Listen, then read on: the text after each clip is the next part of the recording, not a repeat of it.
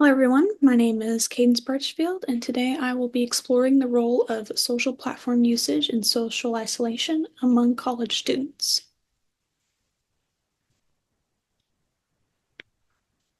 The big question of this study is, how does social isolation in college students influence their patterns of internet use? What is the relationship between these patterns and the perceived social connection?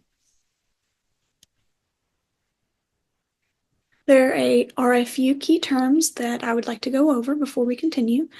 The first being social isolation.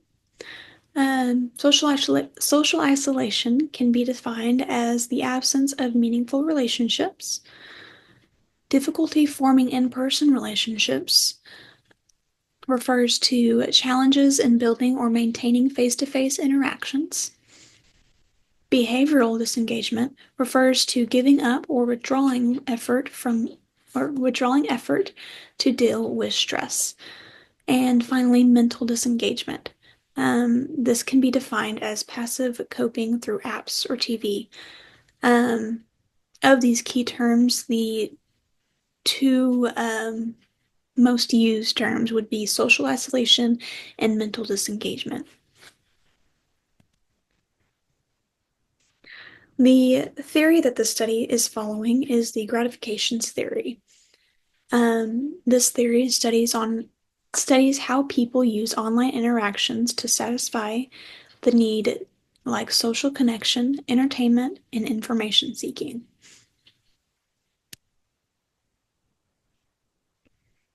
The key variables of the study are online interactions and again social isolation. The independent variable is the online interactions. This is the frequency and types of online platforms of communication methods used. The dependent variable is that social isolation, which again is feelings of loneliness, disconnection, or lack of mental social relationships.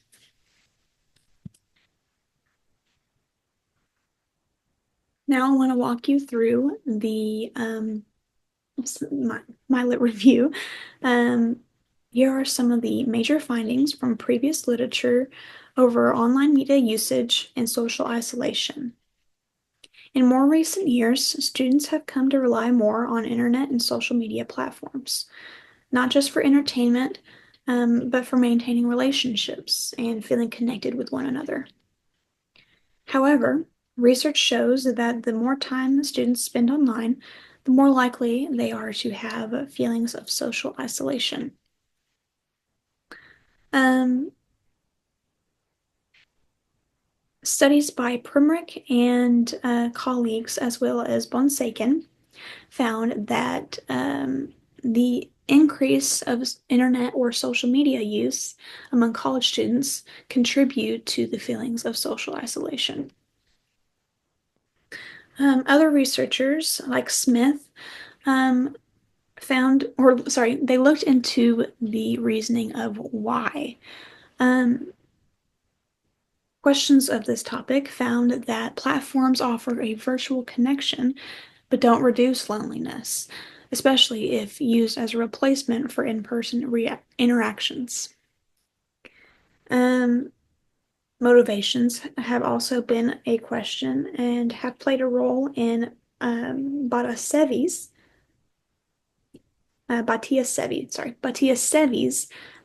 research, finding that user motivations can influence both real-life relationships and mental well-being. And finally, of course, there is the academic side of this research. Um, Colher found that online social platforms can distract students from academics.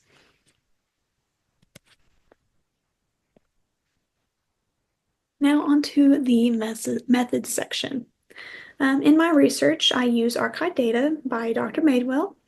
In this study, there were a total of 105 undergrad students. And these undergrad students were attending Southeastern Oklahoma State University and Oklahoma State University. Their ages ranged from 18 to 59 years old.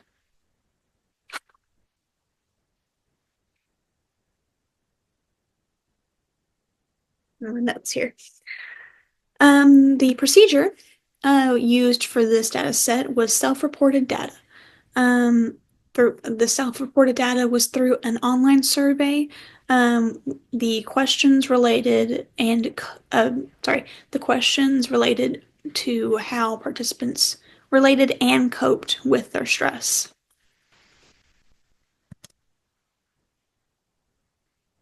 All right. Um, We are in measures. Okay, the measures of the study were from the COPE Inventory questionnaire.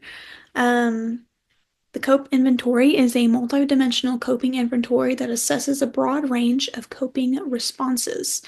This questionnaire consists of a total of 60 items. The full questionnaire does, at least. Um, its response scale ranges from a 1 to 4, 1 meaning that I usually don't do this, and 4 meaning I do this all the time. Scores are then calculated for different coping subscales. The 3 subscales used in my research are denial, behavioral disengagement, and mental disengagement. Go over what these subscales mean. Denial means questions that fall into the denial subscale measures the refusal to accept reality or facts. Behavioral disengagement are the questions that measure withdrawal from coping efforts. And finally, mental disengagement are the questions that measure the use of distractions to avoid thinking about stressors.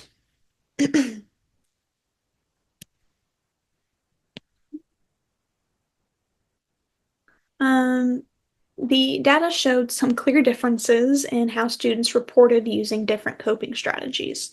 Among the 3 subsets, I examined students reported the highest use um, of mental disengagement.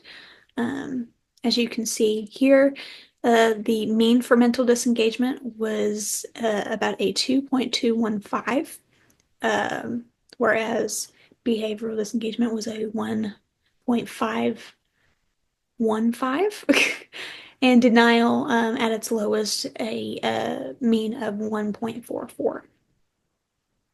Um, this so with the mental disengagement being scored the most, uh, this suggests that students tend to cope with stress by distracting themselves via TV, sleeping, scrolling on their phone, anything like that kind of sort of thing. All 3 strategies had fairly small standard deviations. This means that the responses were relatively consistent among students throughout the study, which is a really good sign.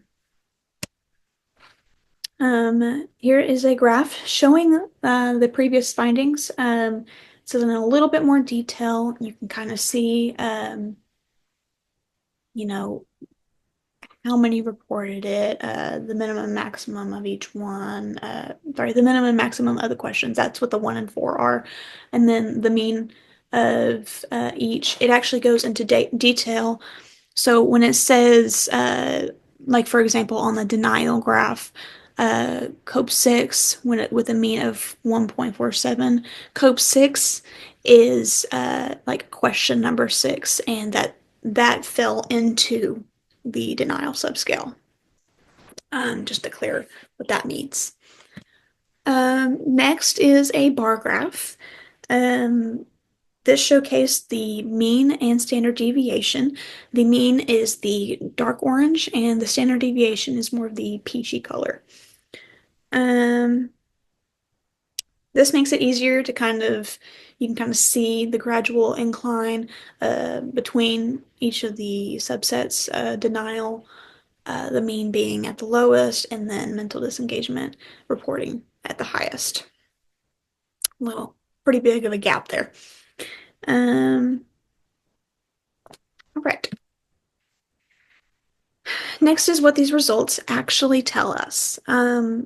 Findings show that college students often turn to online platforms when they feel disconnected or overwhelmed. With the highest score being for mental disengagement, behaviors like zoning out in front of a TV or scrolling through social platforms. It's important to recognize that while this kind of mental escape may offer a temporary solution or a temporary relief, even, it doesn't address the root issues, which is that students still feel alone. These behaviors may actually lead students to feel more isolated over time.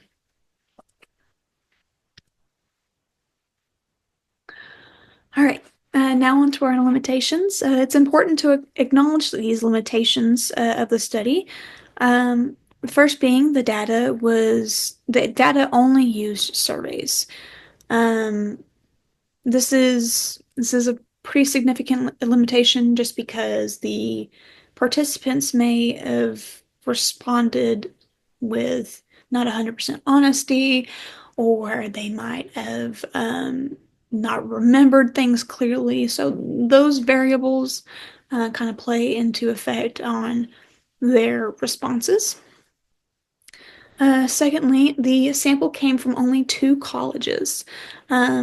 This this entails that the results may not fully represent all college students, um, even all college students in Oklahoma.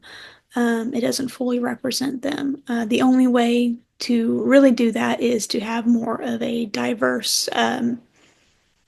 You can do more colleges, or a diverse college to where it's all across the U.S. Finally, the study relied on only one method of data collection, and that was, of course, self-reporting. Um, there were no interviews, behavioral observations, or follow-ups during the study. Or yeah.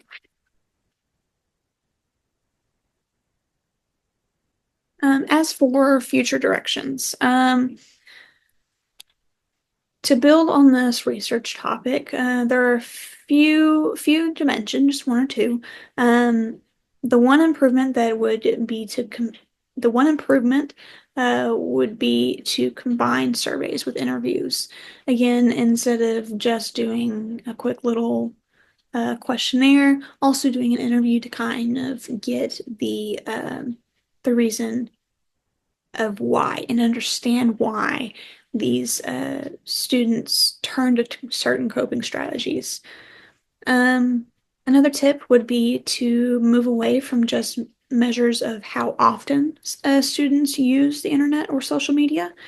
Instead, future studies should look more closely at how these platforms are used, whether it is passive activities or interactive behaviors. Um, Passive activities would be, again, more of the binge watching and scrolling and stuff like that.